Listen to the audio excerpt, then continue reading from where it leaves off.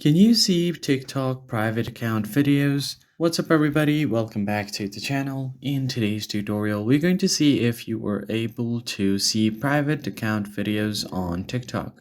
But before we begin, don't forget to leave a like down below and subscribe to our channel.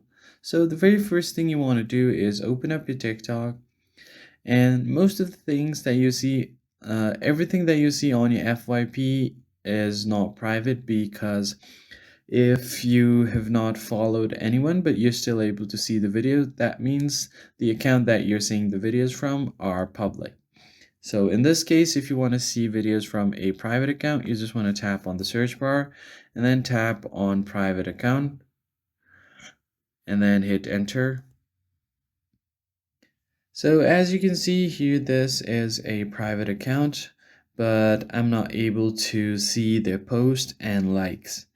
What you can do is there is no active option to see the account's photos and videos or the posts.